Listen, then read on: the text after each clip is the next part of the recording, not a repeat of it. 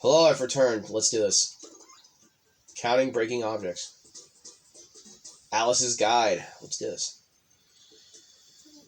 Hello, Dry Crunch. Blue cylinders and red boxes line up to the left and right. A white box with a number on it floating.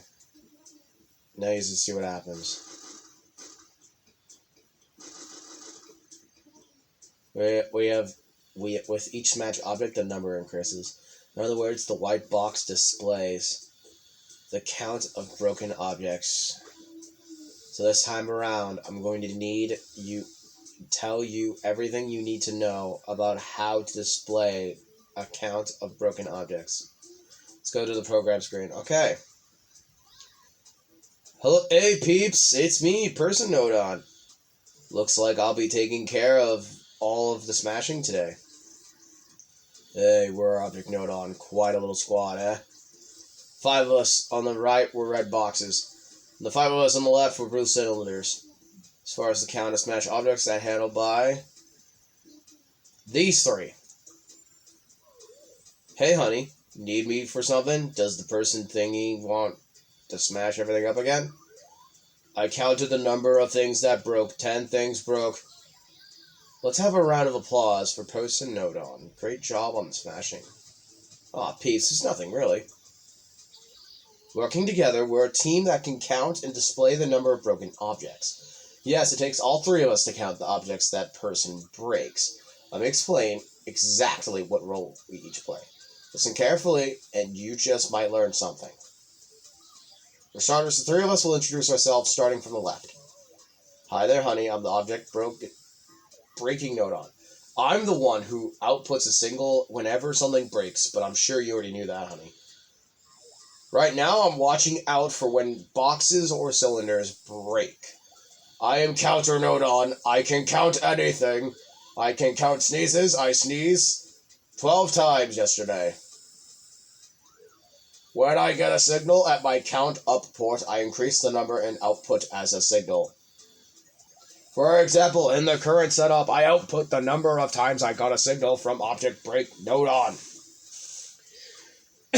And last but not least, I'm the Number Object Nodon. It's my job to display the number that Counter Nodon counted.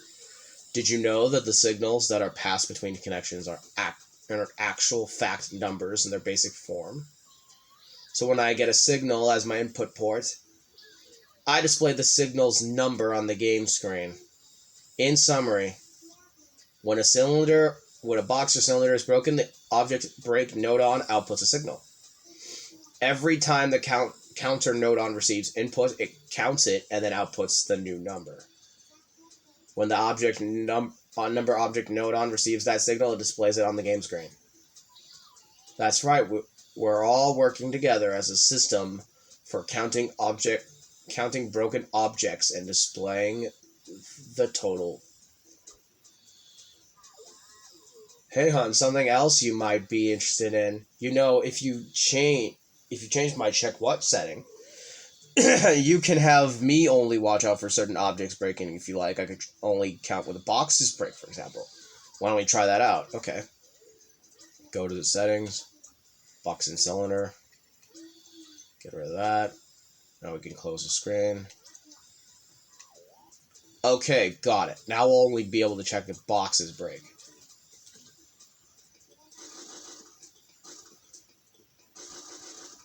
Huh. When boxes breaks, the number increases. When cylinders breaks, it doesn't change. Okay.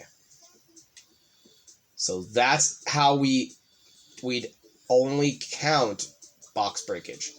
Let's go back to the program screen. How'd you like that, darling? Nothing counted but boxes. Make no mistake. Indeed, so now you've learned that you can change what gets counted by altering our settings. Are you still hungry for knowledge? Did you know if you change the Counter Nodon's mode, you can apply a different way of counting? But before we delve into that, let's put the Object Breaking Nodons back to the way they were before.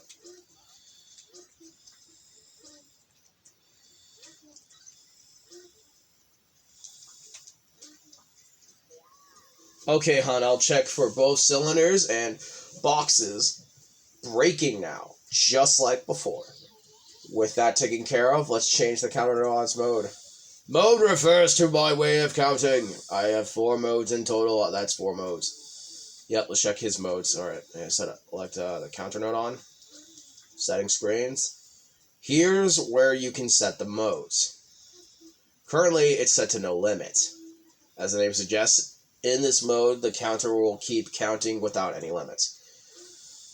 Let's switch the mode to range. With this mode, you can set up to how it can be counting. Range here, you can set the range with this here counter range thing. Let's go to 7. Close settings.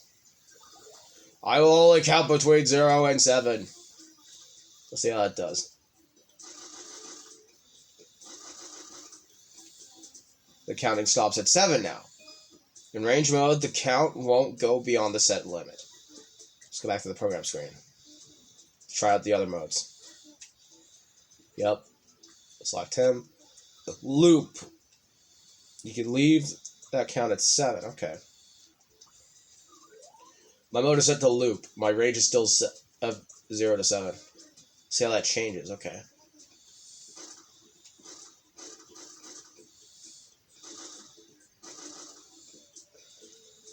The counter starts up again. When the mode is set to loop, the count happens within the set ranges but repeats. When the count reaches the limit, it returns to the first number in range. Which is how they're able to, like, make the collecting coins and, like, platformers happen like that. Okay, to the program screen. There are 4 modes. Here's the final one. If we select that, go to the nodon, and go to bounce.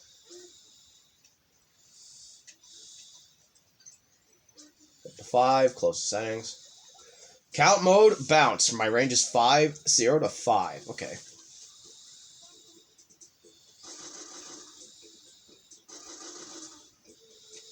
The count will decrease every time you break another object. In the bounce mode, the count will go both up and down within the count range. Let's go to the program screen. You understand the 4th mode now. Good job. You've learned something very important about counting today. Well done. But let's go over them again now, just to be sure you completely mastered them. If one object breaks, I'm watching out for breaks. I output my signal, hun. I count the number of times I get an input, then I output that number. Then I display the number. Working together, we make up a system for counting the number of objects that breaks. Since signals are really numbers, they can be counted and displayed, so keep that in mind. And that's the end of the explanation. Be sure to keep it in your noggin. Okay, well.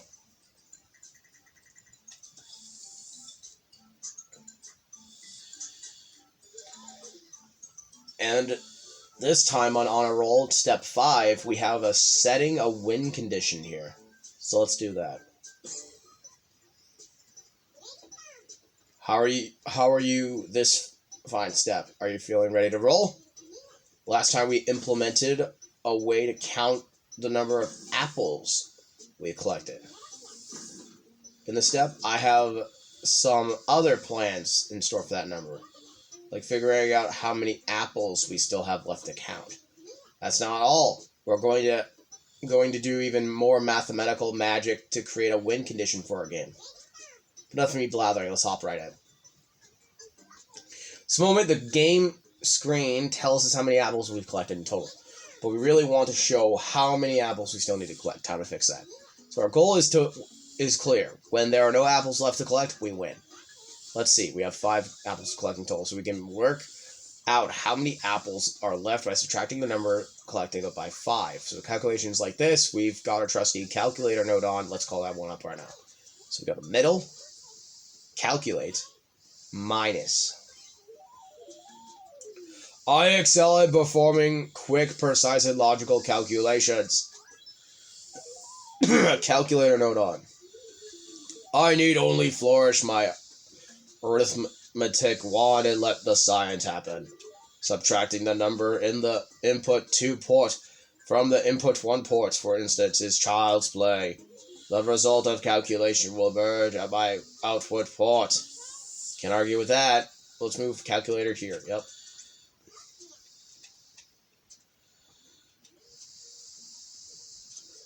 Input 2. The value of is the number of apples I have obtained. Now I will need a number at my input 1 port, if you would be so kind. We need to connect that, okay. Fixed number constant node on to call out. First we need to input, yep. Constant. There is but one immutable, unchanging truth in this world. I, Nodon of unyielding spirit, your constant companion, shall be your rock to lean on. And we'll go over that in the next video. I'll catch you all later on Let's Play Game Builder Garage. Bye guys, and stay crispy.